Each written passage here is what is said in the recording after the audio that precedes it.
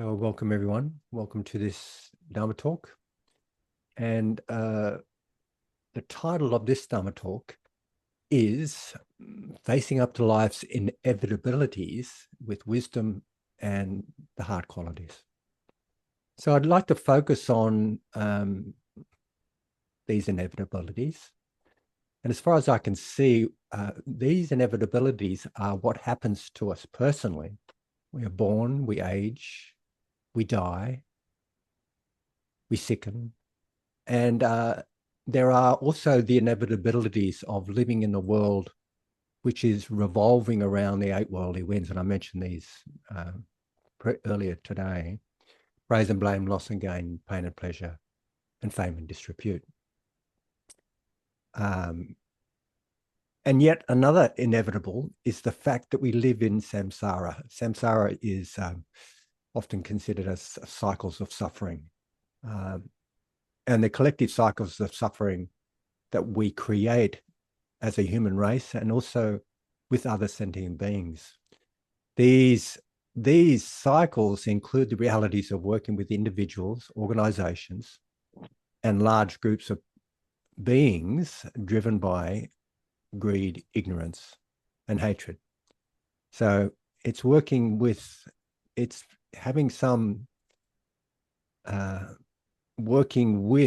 the inevitability of the world that is burning with greed, ignorance, and hatred. So my aim is to address how we can approach these inevitabilities in a dharmic way so that we can wake up to the reality of the way things actually are. And here, Dharma refers to nature.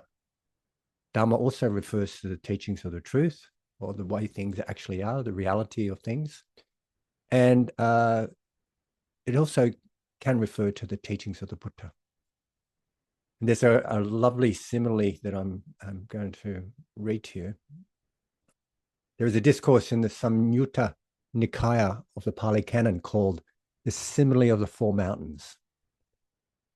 And it takes the form of a dramatic thought experiment presented by the Buddha to his close friend and follower, King Pasenadi of Kosala. The king arrives to see the Buddha in the middle of the day, admitting to being totally consumed and exhausted by the heavy administrative duties of running a vast kingdom, chasing wealth and managing power. The Buddha stops him and presents a powerful scenario. What do you think, great king? Suppose a trustworthy and reliable man were to come from the east and say, great king, you should know that there has just come from the east a massive mountain of solid rock, reaching up into the clouds, rolling this way and crushing all living beings before it. Do what needs to be done, king. Then a second man comes from the west, a third from the north, and the fourth from the south, all reporting the same thing. Giant mountains scraping the sky, closing in on from all four directions, grinding the earth to dust and sparing nothing. In the face of such terrifying, inescapable catastrophe, what would you do? And the king replies immediately, sir, what else could I do but practice Dhamma, the teachings, practice morality, ethics, and perform wholesome and meritorious actions? The Buddha was using these four encroaching mountains to illustrate the realities of aging and death. They are constantly advancing on every single living being. They don't care if a person is wealthy, an aristocrat, a king, a politician, a laborer, or a scavenger. They spare no one and cannot be bribed, outmaneuvered, or fought off with physical force. So, according to the Buddha and King Pasenadi, the way we work with these inevitabilities is by cultivating the path. And I've called the path Dana, Sila, Samadhi, Panya. Dana refers to generosity. I think that's a foundation. And the next foundation is ethics. The next one is meditation and wisdom. And these this is the path of, this is the Eightfold path, actually. But it's difficult to follow the path. In reality, we advance, as we advance in our old age, we meet all sorts of manifestations of dukkha or unsatisfactoriness. When we meet dukkha, again, dukkha is, I'll give you the overview of dukkha in a little bit, but basically it's the First Noble Truth. It's also a characteristic of existence, and it refers to how things cannot give ultimate satisfaction and happiness. They are unsatisfactory. As a condition of experience, dukkha is as a characteristic of existence. Dukkha is this sense that no impermanent thing can give ultimate happiness because it changes. Another way we can understand dukkha is as the First Noble Truth, which is that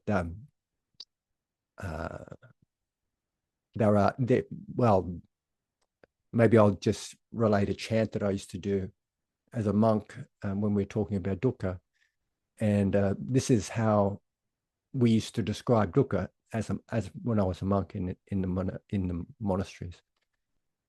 So chanted in Pali. I can't remember the Pali now, but I can remember what we said. Birth, aging, sickness, and death is dukkha. Pain, grief, lamentation, and despair is dukkha. And what we mean by pain is emotional pain here. Pain, grief, lamentation, and despair is dukkha. Getting what you don't want, not getting what you want, and being parted from what is dear to you is dukkha. In fact, clinging to aggregates of a self as permanent, lasting, and enduring and satisfying, or ultimately bringing us happiness. Clinging to this very sense of who we are. And I'll describe the aggregates in a minute, but in summary, they are these experiences of form, body,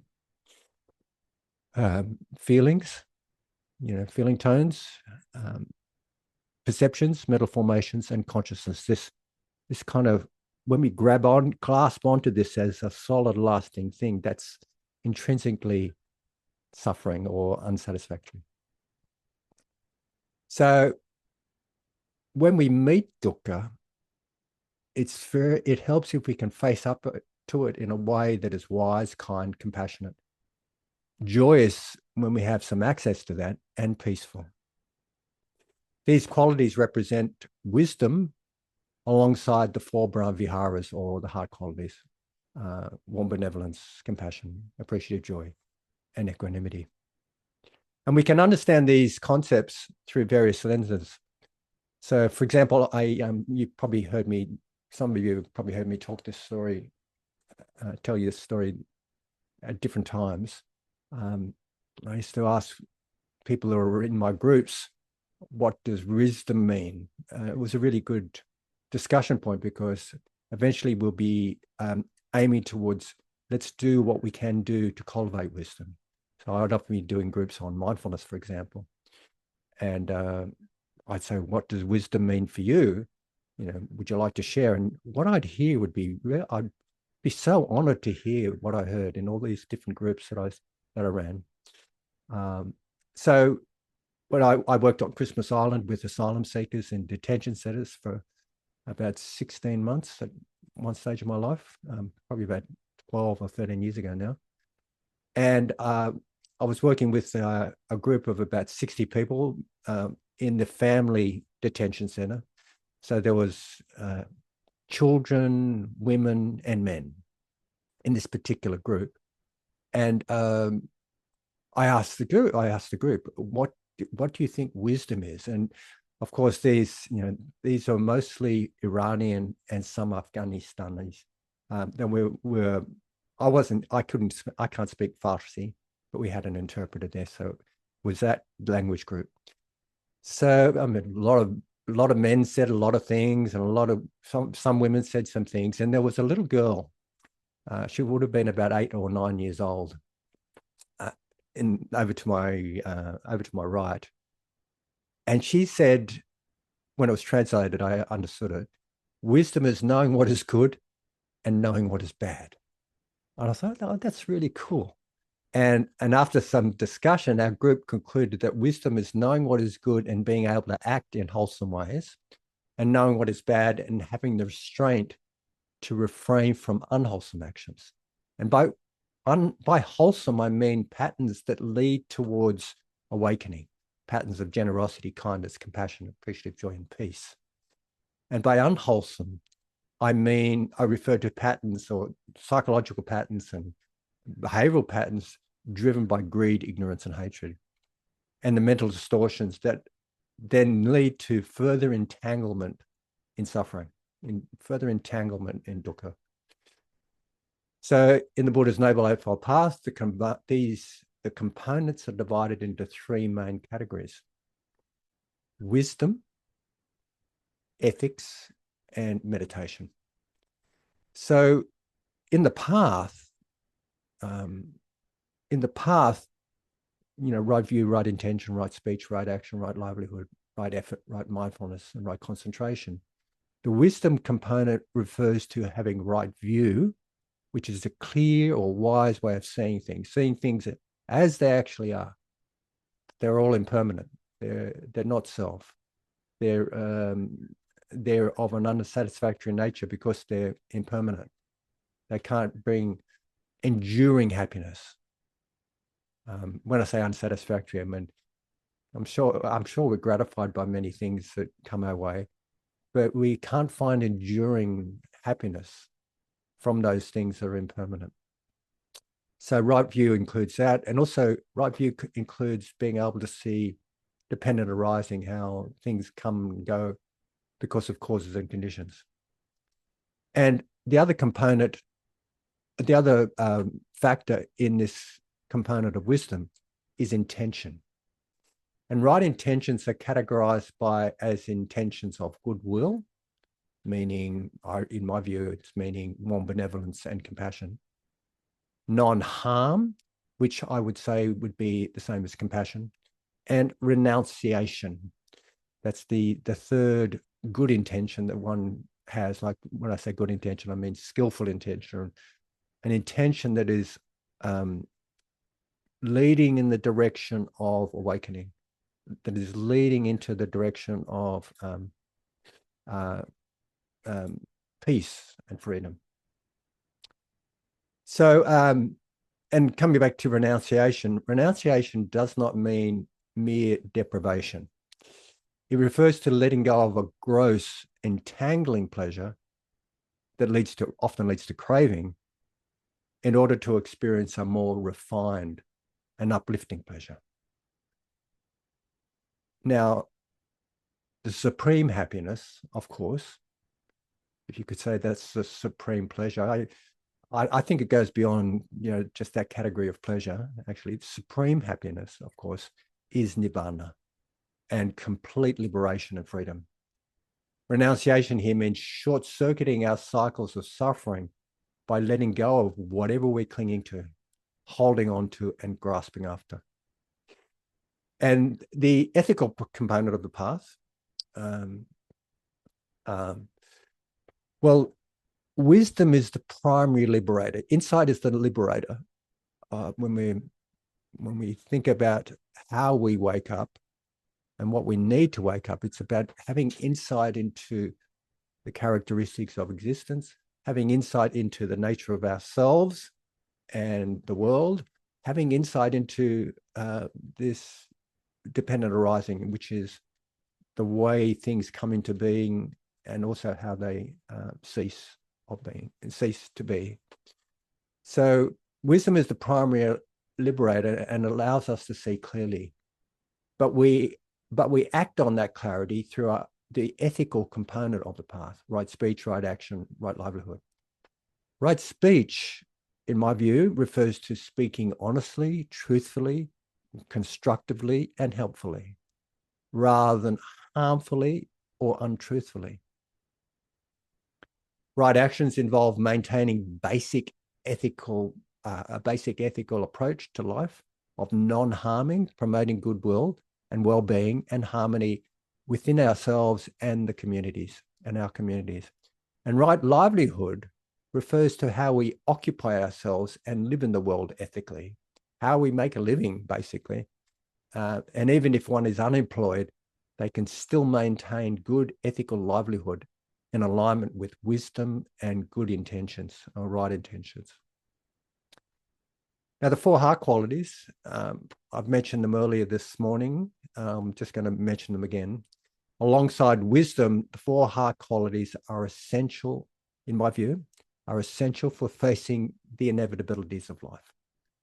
They serve as meditation practices that transform our state of mind, but they also are relationship qualities. They're ways we relate to oneself and others. Like relating to myself, I can have compassion to myself. I can have warm benevolence to myself. I can befriend myself.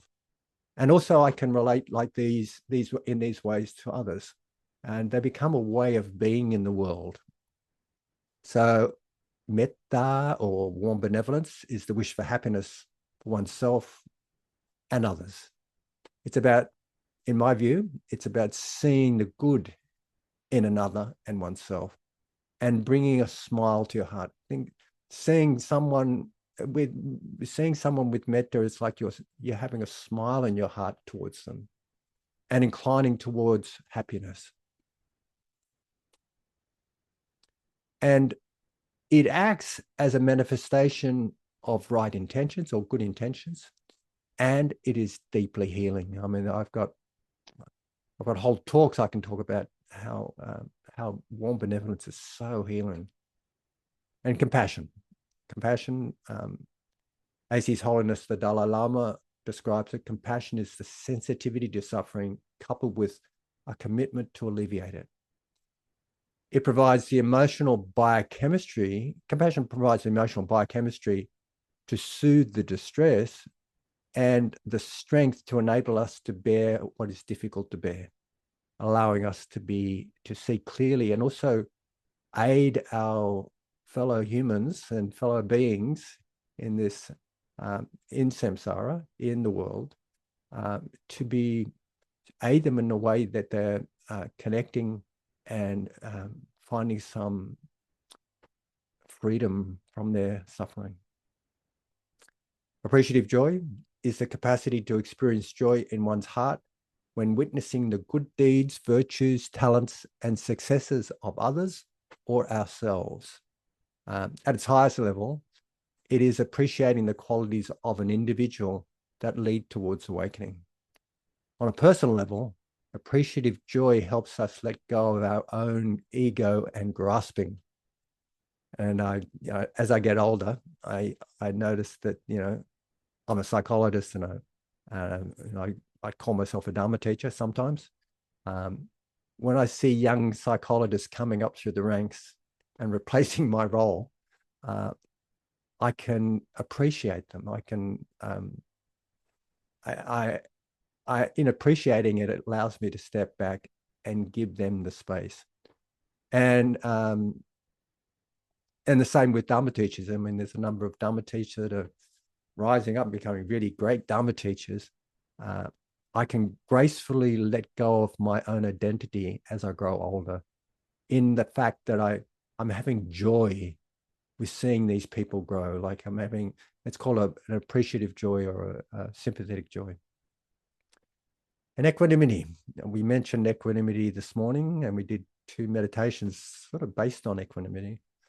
Equanimity is the capacity to remain balanced and unshaken by the vicissitudes of life. The worldly winds of praise and blame, loss and gain, pain and pleasure, and fame and disrepute. It is a centered state of mind where we accept the reality of a situation as it is right now, even if we do not agree with it. It's not about denying the reality. It's about really seeing the reality of what's going on right now. And that's what I mean by acceptance. It's one way we can think about acceptance is the willingness to experience something rather than agreeing with it. but one's willing to experience the reality of this situation. And I mentioned this earlier as well. Equanimity fundamentally arises as a wisdom quality. It allows us to see three characteristics of existence: impermanence, anicca, unsatisfactoriness, dukkha, and not self or anatta. It also allows us to understand dependent arising, the truth that nothing arises in and of itself, but everything exists in interacting streams of dependently arising processes. Thich Nhat Hanh calls this interbeing. Seeing this reveals the emptiness of things, meaning the absence of a fixed, single, permanent entity. And we stop, when we see dependent arising, we stop thingifying ourselves and the world. It becomes more like less as a noun, and more as a verb. We see the processes of things. So equanimity is that equanimity arises from that wisdom quality because it can see things. So these inevitabilities that I spoke of earlier are personally relevant for me right now because I'm 70 years old, and not only because I'm 70, this is relevant. These truths, these inevitabilities I was speaking about earlier, they've been relevant for me my whole life, actually. And when I was only like 21 or 20, I used to be doing the 5 recollections on a daily basis. I was reminding myself one day I'll be growing old. One day, I am of the nature to have illness and so on. But anyway, look, I'm bringing up the age of 70 because my neighbor on that side, I've got a neighbor on that side. Neighbor on this side is, her husband passed away a couple of years ago. She is 78. And the neighbors on this side are well into their 80s. Anyway, one day I was talking to my neighbor probably about a year ago. She said, Malcolm, wait till you're 70 and you'll know everything seems to sort of fall down after that. Everything falls apart when you're 70.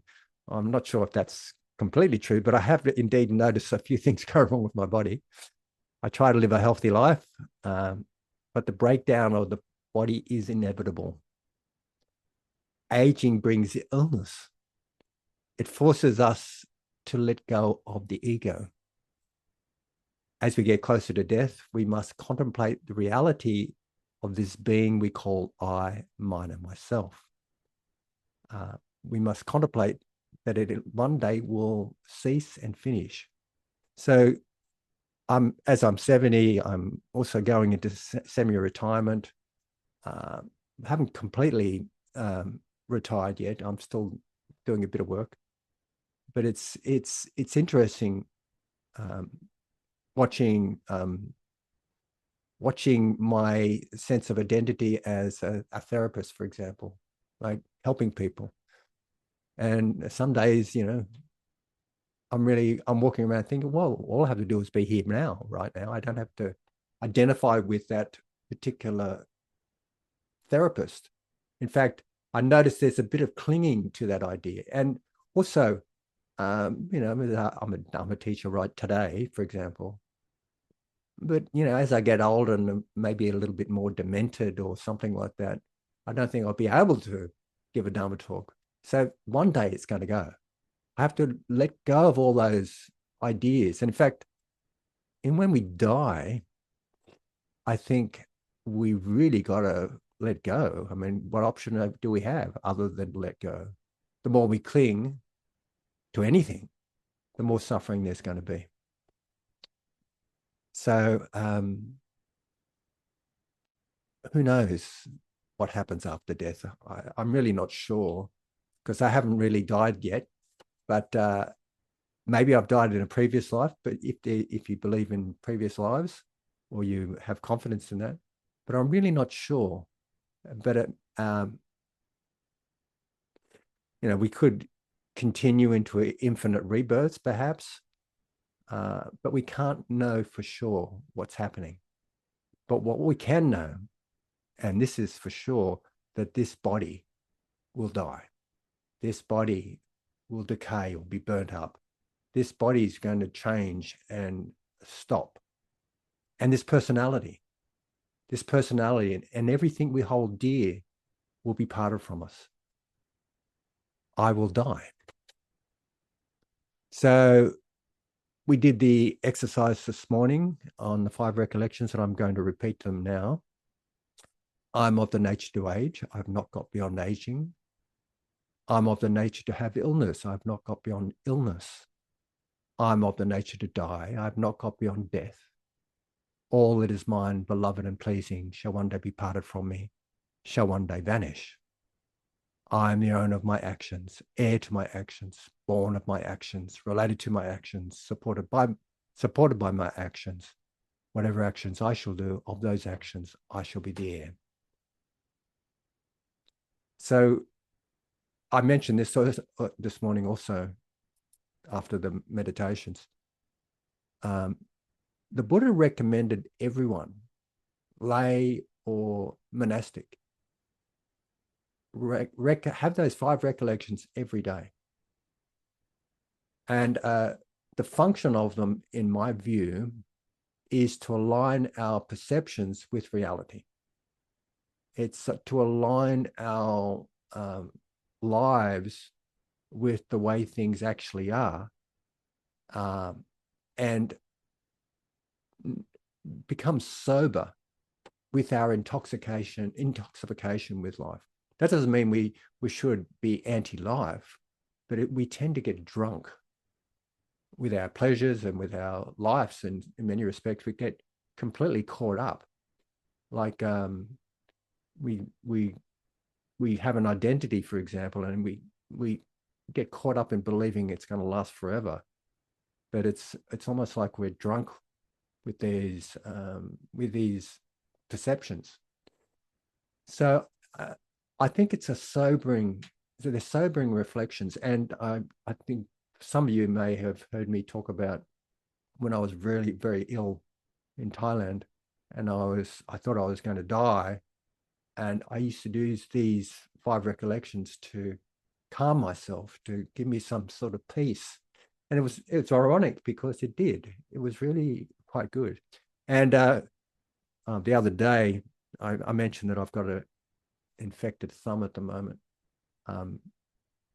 The other day I was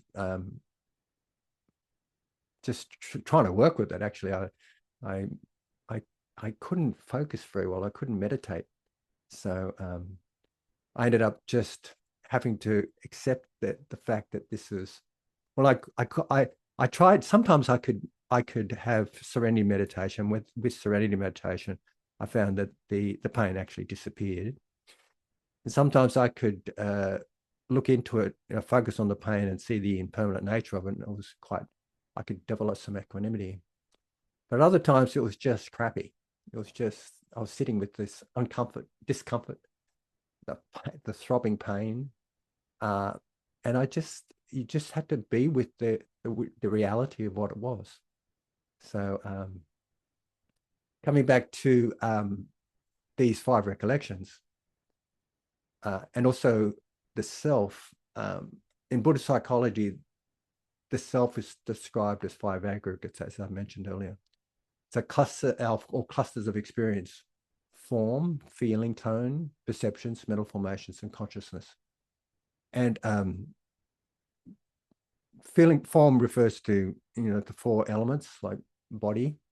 Feeling tone refer to this hedonic tone of pleasantness, unpleasantness, or neither. Perceptions refer to they're concepts, but we put our concepts onto experience. Like I'm holding up an old phone. I don't use this phone anymore, but it's now we all know that that's a phone. Like we put a name on something, we perceive something. So these perceptions are part of what we call ourselves. And mental formations is another aspect of the aggregates. It's another aggregate. It's like a grouping of experiences. And mental formations are essentially our thinking process is what we'll perceive something like phone, and then we'll think about it. Oh, that's my old phone. So this is a kind of way we create things. And consciousness refers to the knowing of experience, the knowing aspect of our what we call ourselves. And these four groups of experience, we usually hold them all together and we create a self. This is who I am. And we believe this self to be lasting and permanent and independent. And we identify with them. And to the extent that we identify them with them as I, mine, and myself, we suffer. And we suffer because they will eventually break apart. This doesn't mean we don't do anything. It doesn't mean we don't live in our roles and be part of the community and society and be part of being human. But it means we see these groups, these five aggregates, for what they are. They are impermanent. They are not self, and they're unsatisfactory ultimately. So, and the more we grasp onto them, as I, mine, and myself, the more dukkha we will have. And if we can let go of grasping onto them, doesn't mean we become crazy or anything like that. We still continue in the world, but we continue with a lot more freedom. So we need to let go. And as I move into semi-retirement, I'm experiencing letting go firsthand. I've been throwing things out from underneath the house. And I've been, trying to get rid of everything in the house before my children have to come in. When I die, I don't want my children having to come in to clear out the house. So I'm trying to clear out the house myself. And my partner and I doing the same. And I was going through some notes that I'd had taken over 35 years ago. Some from university and, some from doing workshops. I was running workshops back in those days. And I'm just throwing them out. I'm just putting them in, like, some of you have been to university. You know how many notes you take? I was a bit obsessive. I kept all my notes. So there's reams of my handwriting. I put so much work, and I came up with some assignments that I did, HD and D and high distinction and distinctions. And that's a really good essay. Malcolm, you're going to need that now? No, you're not going to need this now. So out it goes. So it's really, really good, but it's also like you're throwing out bits of your identity, like you letting it go. And I said the same for the Dharma teaching. I mean, I usually write a Dharma talk and use it as a guideline for what I'm going to say. And I have to go through it. That's on my agenda, to throw out all these Dharma talks that I've written, because I've got them printed. I usually print them. I haven't printed this one, but I often print them. So it's really quite good to let go. And I mentioned earlier that as a therapist, that I'm so conditioned to be a therapist. I've been working as a psychologist for 35 years, I think, something like that, maybe more. And there's a lot of identity caught up with that. To let go of it, I still cling to it. And the practice is to slowly let go of that idea of self-importance. And also, I mentioned twice today already that I've been experiencing one ailment after another over the past year. I've had to deal with plantar fasciitis, and one of you know when I developed that. And sore knees, sore back from working in the garden, because I went away and I just decided to do a big cleanup in the garden, and I came away with a sore back. I could hardly walk. And my very painful thumb, which is now on repair, I was unable to actually do anything with it. I couldn't wash up, couldn't grasp it, it wouldn't even bend. It was so swollen and painful. So it's amazing the things we use our thumb for. You know, on the right hand, it's grasping all sorts of things. So these things happen as part of life. I mean, I don't feel particularly shamed that I had a sore thumb, but you know, often we feel a bit ashamed or embarrassed about our illnesses. I didn't feel that, but it's just the reality of life. And the other day, when I was teaching on a retreat a couple of weeks ago, I met up with some old friends. When I say old friends, they've been my friends for a long time, but also we're all the same age. And we started talking, and it was like we were engaging in talking about our ailments, like, oh yeah, I've got this sore hip, I've got this thing, I had some pancreatic, you know, blah blah blah blah. And one of my friends said, oh yeah, it's the organ recital, talking about our various ailments and how we're dealing with them. This is what happens when you get old sometimes. So being ill is a distinct challenge. With my current thumb infection, the pain was intense. And as I mentioned earlier, when I meditated, sometimes I could calm myself down enough with serenity for the pain to disappear, or I could focus on it in an insight way and watch it change. But other times I could not concentrate enough to reach a level of insight or serenity. And it just really hurt. It just felt really crappy. And in those moments, I simply had to sit in my room.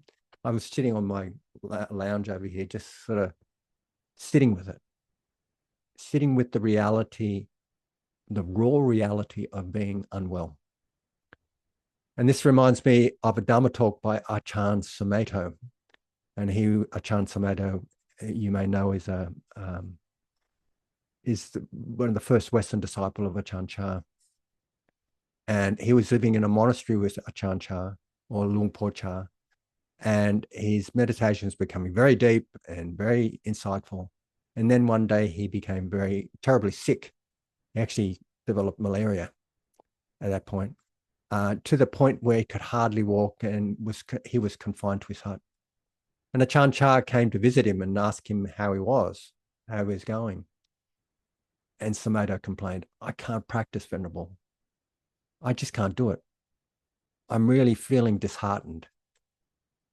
It was a bit more than that, but basically that's the summary of it. And Ajahn Chah looked at him and said, this is the practice. This is the practice, to be with this illness. This is the experience of dukkha. This is it. And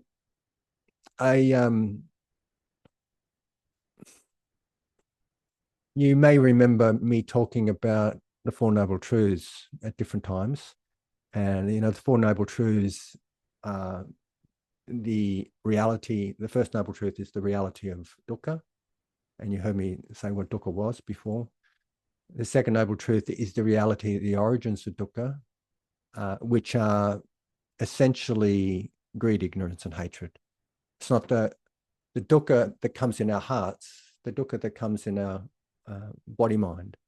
The dukkha that arises in our mind is based on how we relate to the experiences that come our way.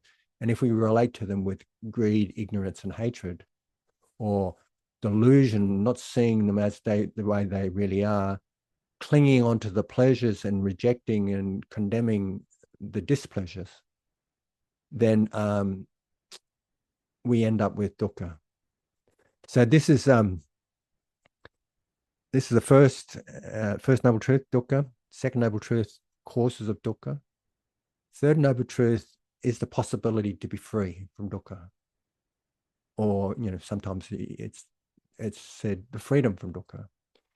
And the fourth noble truth is the practice, the way to be free, or some ways, sometimes you can think about it as the way we live the path of freedom. And as I mentioned earlier, the Eightfold Path, this is the fourth truth.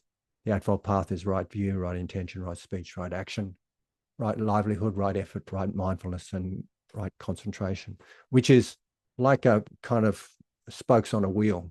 They're all used to balance a movement forward in the direction of waking up. So, and in that process of the Four Noble Truths, when the Buddha presented that, the Four Noble Truths as a framework for waking up, back to the five ascetics, in his first discourse, he described it in a way that it's almost like a sequence. It's almost like tasks that one do, more like challenges one works with to arrive at the next level. So it's like this. When we can understand dukkha, when we begin to turn towards dukkha in a way that is mindful and present and compassionate, in a way that's following those goodwill, harmlessness, and letting go or renunciation, with those intentions, if we turn towards dukkha with those intentions, supported by the heart qualities, for example, what happens is we're able to grow from that. We understand, and we see this first noble truth clearly. And when we see this first noble truth clearly, we move on to the second noble truth. We see the causes of it clearly. And the task of that second noble truth is to, the causes of suffering or dukkha, the task of that is to let go of the suffering. And when we let go of the causes of suffering, I should say, let go of the causes of suffering. And when we can let go of the causes of suffering, let go of the greed, ignorance, and hatred, or change them or transform them in whatever way we can, then we have a realization of freedom. It could be a relative realization, or it could be an absolute realization. At an absolute level, it's called nibbana. At a relative level, it's just some sort of relief or profound, maybe it could even be a profound letting go. So turning towards our discomfort, even when we can't do any meditation practice, or it feels like we can't, just turning towards it courageously, I think, is a path to understanding it, letting go of the causes, finding some freedom, and living that freedom. So, working with the inevitabilities of the world. I'll be talking about the inevitabilities of our own personal experience, like the experience of the self. I just want to have a little mention of the inevitabilities with the world. Equanimity is a powerful divine abode, or divine abode is one of these four high qualities for overcoming these personal trials. But it is equally vital when facing the inevitabilities of the world out there. We live, and so the last few Dharma talks I've talked about this, but we live in a world filled with injustice, war, genocide, atrocities, racism, genderism, and political turmoil. These situations are driven by individuals and governments caught in the delusion of unwholesome views, clinging to power, material wealth, hatred, and the tribalism of me versus you, good versus bad. If witnessing these worldly horrors merely nourishes our own ill will, our own hatred, we have allowed ourselves to get entangled with the same greed, ignorance, and hatred that we are condemning. And I noticed this myself last week, or this last week. On the news, we've been hearing about certain politicians that in Australia, talking about monoculture and, getting rid of immigrants and all sorts of extreme views. And I noticed some ill will rise in my heart. I noticed some ill will. And I thought, I don't want to get caught up in that. This particular politician, in my view, she stimulates divisiveness and she stimulates anger. That's just my view. And I notice I'm getting angry and I'm having some ill will, thoughts of ill will against her. So what's happening here is that rather than being equanimous and seeing it as what's happening here, I'm getting drawn into her experiences of greed, ignorance, and hatred. I'm getting sucked into it. So I think it's very important that we cultivate equanimity. About a month ago, I attended a retreat with Bhikkhu Analia, and he answered a question on that exact topic. He explained that when he sees individuals suffering, the natural and wholesome response is to cultivate compassion. However, when he sees leaders and states causing immense harm due to their fixed, unwholesome views, he feels the need to develop equanimity. And again, I just want to repeat this if I haven't said it previously. I just want to make an emphasis here. Equanimity does not mean passive agreement or apathy. It is not a blind acceptance of wrongdoing. Rather, equanimity can give us great confidence in our ethical behavior. One of the primary ways of developing equanimity, in fact, is through powerful ethics and understanding the laws of karma. The laws of karma means actions, understanding the reality that actions have consequences. And when we can have that clarity, it gives us the strength to make a stand. It gives us the courage to speak out with conviction and the power to resist wrongdoing without crossing the line into unethical behaviors ourselves. Yeah.